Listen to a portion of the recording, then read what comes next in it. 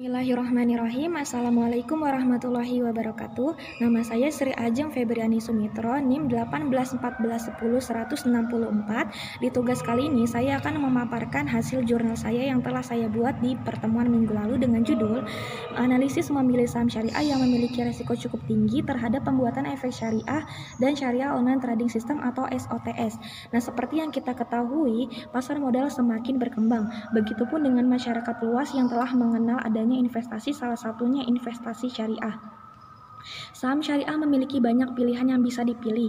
Tentu, pemilihan saham syariah pun harus menggunakan analisis yang matang, seperti melihat kondisi saham, mengetahui kinerja perusahaan, melihat modal yang dimiliki, serta menentukan tujuan berinvestasi. Setiap investor memang berbeda-beda dalam menganalisa. Namun, pada umumnya dengan analisa lah para investor dapat mengetahui keuntungan yang diperoleh serta mengurangi resiko kerugian dengan analisa fundamental dan teknikal. Nah, pembahasan pertama dalam jurnal yang saya buat adalah pembuatan rekening efek syariah. Nah, efek syariah ini sendiri merupakan suatu akad dalam pasar modal yang menggunakan prinsip-prinsip syariah tentunya. Nah, sebelum saya memaparkan tahapan pembuatan rekening syariah ini, para investor harus mengetahui 3 hal, seperti rekening efek syariah, rekening dana nasabah, rekening tabungan syariah. Nah, rekening efek syariah merupakan rekening transaksi jual beli efek yang dibayar atau diterima secara tunai pada waktu jatuh tempo. Rekening dana nasabah merupakan rekening bank syariah yang dibuka untuk nasabah guna menyimpan dana hasil jual beli saham. Yang ketiga ada rekening tabungan syariah, yaitu simpanan dana untuk nasabah oleh bank syariah. Nah, kemudian ada tahapan pembuatan rekening efek syariah. Yang pertama, pemilihan perusahaan sekuritas. Perusahaan sekuritas tentunya setiap perusahaan memiliki persyaratan yang berbeda, seperti minimal deposit awal, biaya transaksi, fitur layanan yang berbeda-beda, dan lain-lainnya. Yang kedua, ada hal yang perlu dipersiapkan. Setiap perusahaan sekuritas juga beda-beda, namun pada umumnya persiapan dokumen tersebut sama seperti KTP, NPWP, buku tabungan, seperti itu. Yang ketiga ada membuka rekening efek. Nah, pembukaan rekening efek ini bisa dilakukan secara online maupun offline. Nah, secara online itu dengan mengunjungi website kantor perusahaan sekuritas tersebut yang ingin dituju. Sedangkan secara offline yaitu mengunjungi kantor perusahaan sekuritas terdekat yang ingin dituju. Kemudian pembahasan yang kedua ada Syariah Online Trading System atau SOTS. SOTS ini merupakan sistem transaksi saham syariah yang digunakan secara online dengan memenuhi prinsip syariah. Nah, SOTS ini dibuat dengan tujuan sebagai alat bantu untuk investor yang ingin melakukan transaksi saham syariah secara online. Nah, SOTS ini disertifikasi oleh DSN MUI. SOTS ini merupakan penjabaran dari fatwa DSN MUI nomor 80 tahun 2011 mengenai penerapan prinsip syariah. Nah, di dalam SOTS ini terdapat 4 fitur. Yang pertama, hanya saham syariah yang bisa ditransaksikan pada sistem ini. Yang kedua, transaksi beli saham hanya dapat dilakukan secara tunai sehingga tidak boleh ada transaksi margin. Ketiga, dalam SOTS ini tidak dapat melakukan transaksi jual beli saham syariah yang belum dimiliki. Yang keempat, laporan kepemilikan saham syariah dipisah dengan kepemilikan uang sehingga saham syariah yang dimiliki tidak dihitung sebagai modal uang.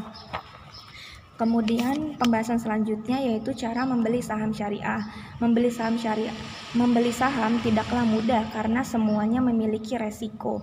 Beberapa langkah yang perlu dipertimbangkan saat ingin berinvestasi. Yang pertama ada kenali daftar saham syariah terlebih dahulu sebelum kita memilih perusahaan sekuritas. Yang kedua, pastikan saham bebas dari praktik yang tidak sesuai dengan prinsip syariah seperti riba, gharar, tadlis, dan lain-lain. Yang ketiga, kemudian analisa saham tersebut dengan analisa fundamental dan teknikal. Yang keempat, lalu perhatikan jadwal perubahan harga saham syariah. Nah, di Indonesia perubahan harga saham terjadi belakangan ini karena adanya COVID-19 yang membuat banyak sektor mengalami penurunan dengan memerlukan kebijakan pemerintah. Begitupun dengan pasar modal yang ikut terjun ke level yang terendah dengan closing price IHSG pada level Rp3.937 pada tanggal 24 Maret 2020. Nah, hal ini terpaut jauh kalau dibandingkan dengan closing price IHSG pada akhir tahun 2019 sebesar Rp6.299. Nah, beberapa kebijakan dari pemerintah melalui OJK dan BEI untuk meminimalisir hal tersebut seperti: 1. Perubahan jam perdagangan yang diberlakukan mulai pada tanggal 30 Maret 2020. Jam perdagangan ini dibuka dari pukul 9 sampai 11 WIB, pada sesi kedua dibuka pada pukul 13.30 sampai 15.00 WIB. Kebijakan kedua yaitu memberikan relaksasi kepada emiten untuk melakukan aksi buyback meskipun tidak dilakukan FUPS terlebih dahulu.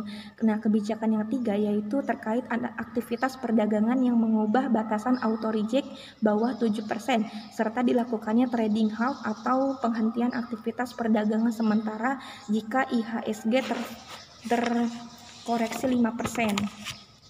Pembahasan selanjutnya yaitu analisa fundamental dan analisa teknikal dalam memilih saham syariah.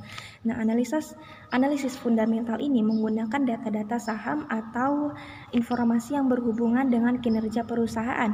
Nah, biasanya laporan keuangan menjadi sumber utama dalam menganalisis, termasuk penggunaan rasio-rasio saham seperti laba per lembar saham, price earning ratio atau PER, dan lain-lain.